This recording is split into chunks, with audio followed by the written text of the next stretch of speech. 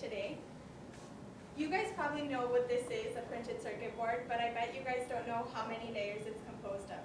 So that's what all of our senior design presentations about. So we're Team ITC. My name is Gabriela, Yarza. This is Varun, Agrawal, and this is Yaseer, Alotaibi.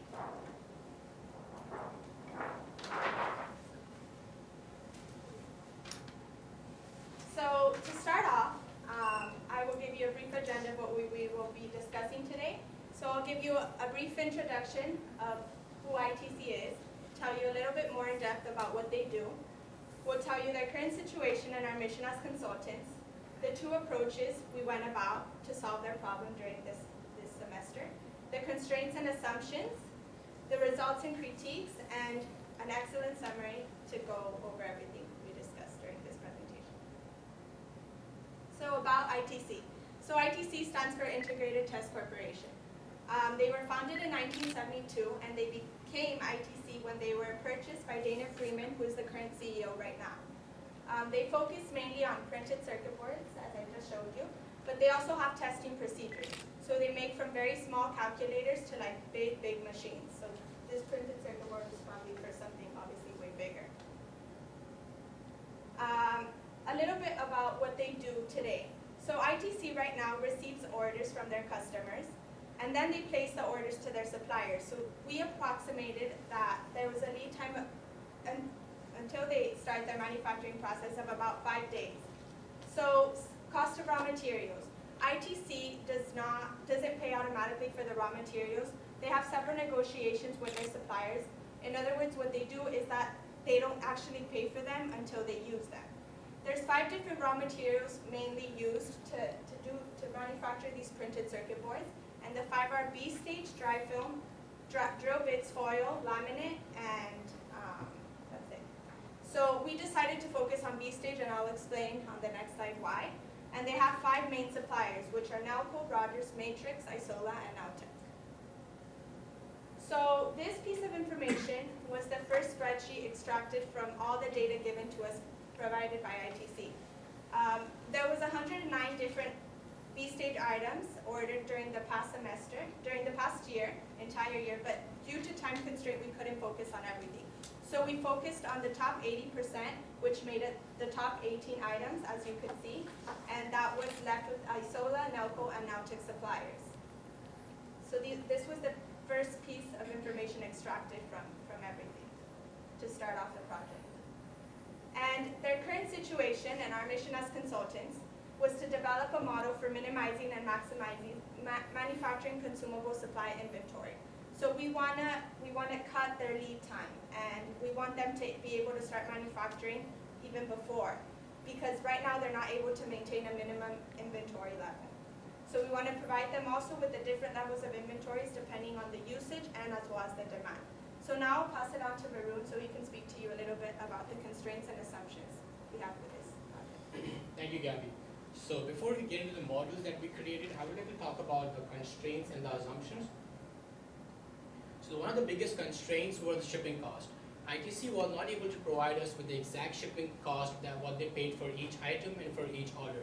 They were able to provide us with the data that said they paid a total of this amount for B-stage and laminate. From there, we were able to extract that they paid about $56.26 for each order every time they placed a B-stage item. From there, we conclude that we did not encounter the facts that the weight, the shipping cost, how fast you want, the dimensions, these kind of categories were not included while we implemented the shipping cost. The time, as Gabby just mentioned, there are 5 raw materials, main 5 raw materials that ITC consumes. But we just focused on B-stage because we were not able to implement all 5 during one semester project. The next was the data. So ITC stores its data in such a way that ITC staff and their colleagues can easily access and read them. However, those data are really difficult for an external person to understand. It took us about 2 to 3 business meetings with ITC to understand what the data actually meant and how could we analyze it. So this is a summary for the 2 models that we use. The first model that we used was economic order quantity. I'm sure most of you are already aware what that is. So from the EOQ model, we were able to derive the optimum quantity order, number of times they should pay an order, intervals between orders, and from there we were able to come to the cost part, where we could derive the total inventory cost, the shipping cost, and the holding cost. The second model, which was relatively a simpler model, we use standard deviation. With the help of this model, we will be able to suggest ITC different inventory levels that they could maintain, depending on how safe they want to be and depending on the demand that they forecast. So in the next couple of slides, I'll try and build up the first model. So the first four tables over here are just very self-explanatory. The first is the SME ITC item number, the description, the supplier, and the total quantity ordered over the year. We will focus on the first item number, that's 900229751. For this particular item number, ITC currently orders 282 items for each order. But we as consultants, with the help of our EOQ model, we are suggesting them to order 3,307 instead of 282. Along with this, as ITC provided us with the data that they are not able to maintain any inventory in their warehouse, so their current inventory in hand is always zero. But with help of our model, they will be able to maintain an inventory level of 1,653 for this specific item number. Moving on, so the first four columns remain the same. The next one is how frequently they order. So for the first item, they place an order in about 6.3 days. So in every 6.3 days, they order the same item again. But with the help of our model, we suggest them to order in every 73 days instead of 6 days. Which brings us to the next point, which is the number of orders placed per year. Over the past year, they ordered 57 times for this specific item number, but we suggest them to order about 5 days. From here, we can analyze that they could save a lot of money from their ordering cost by just implementing our model. This table represents the demand per working day. This was calculated by simply assuming that they worked 360 days a year last year and dividing by the total demand they had. That's the reorder point. So that's when ITC wants to place the next order. So whenever the inventory level reaches to 223, they need to place the next order so that they don't have to wait for the next order to come in and they can start the manufacturing process right then. And the standard deviation was used for the second model. I'll come back to that one. So this is the final result for us for our first model. Looking at the big picture, ITC could save about $22,878 by just implementing our model. I'll walk you through this. So on the left is the present model that ITC currently has, and on the right is the suggested model. The quantity ordered, the annual purchasing cost is simply price times quantity. For the annual holding cost, we take the average units in hand, which was 0 currently, and the holding cost. And then we have the ordering cost, which was $56.26 times how many orders they place. So right now they paid about $208,282 just for the inventory cost. We suggest them to have the same kind of things, but to order more and less frequently. That way they can save on their ordering cost. However, they will have some holding cost. Those holding cost was calculated by using 8% as the market interest rate for any small business. So they will be able to save about $22,000. Now over here, we need to keep in mind, this is one of their raw materials. Now if they focus for all of the raw materials, they could potentially save a lot of money. Now I'm going to pass it on to Yaseer. All right, thank you, Varun, for your explanation.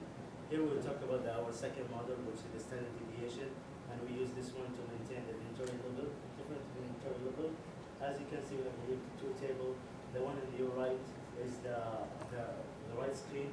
It's about the current data of the ITC. We use the mean, and for the present mean, they order 282 quantities. It's like for 50% sale.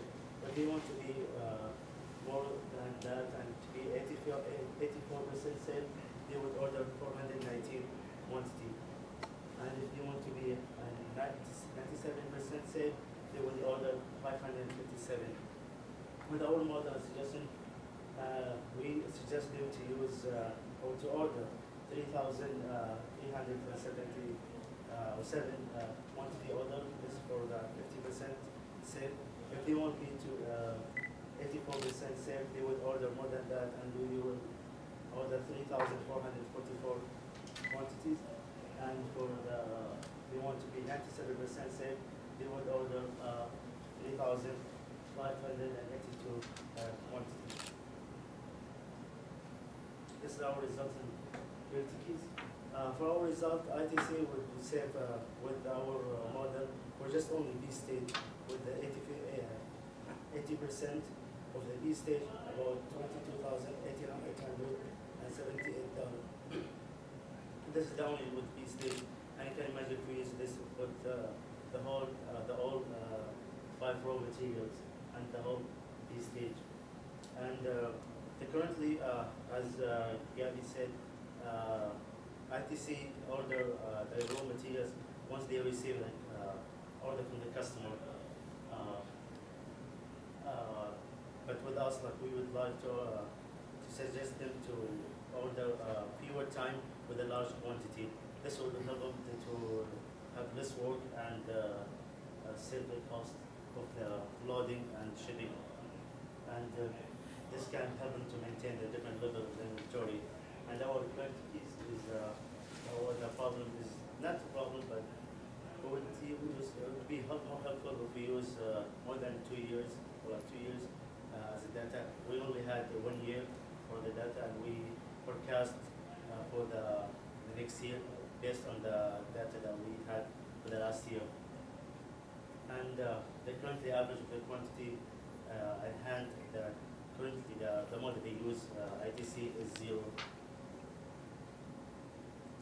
So this is our summary. As Gabi talked about the information, and we give you the information and the background of the ITC, and me and Varun will talk about the current and our approach and the model we use and the result of our saving for the first model and standard deviation. So thank you everybody for being here today, and a special thanks to ITC that let us work with them, Rondon, Sheriff, which is over there, and Dr. Barr for all their continuous communication back and forth with us. And if there's any questions, we'd be happy to answer.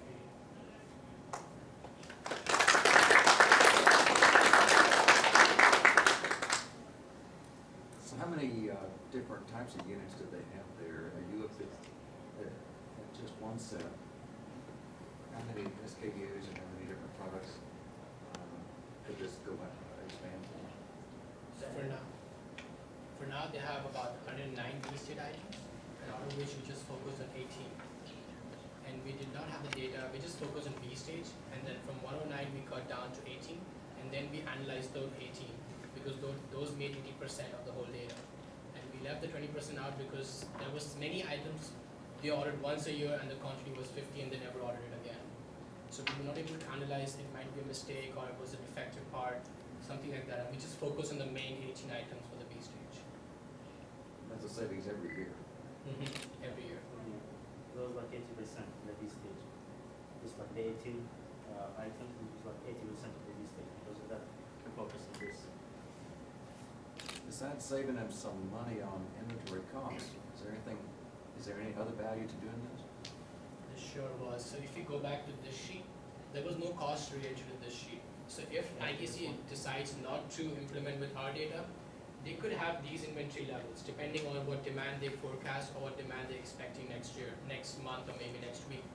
And if they do decide, they can switch over there and they can say, okay, we need to have 3,307 to be 50% safe that we have this much stock in our inventory. And if they're expecting a lot of demand, they could have 3,444 and so on. Just to be safe, they don't run out of material, raw material, and So they start processing the manufacturing. we want to get them to have the units on hand because we're assuming right now they don't have any. So that process of the wait time is the issue. So the cycle time, being able to respond to orders would be much faster than what they're able to do right now. They have a 5-day wait just in the beginning, so you're never going to get an order even started until 5 days later if you don't have it on hand. Brandon? Oh, So you're recommending they order much larger quantities and much less frequently. Do they have space to store all the inventory? We did not take that in account. We took 8% as the holding cost. That's generally an average loan interest rate.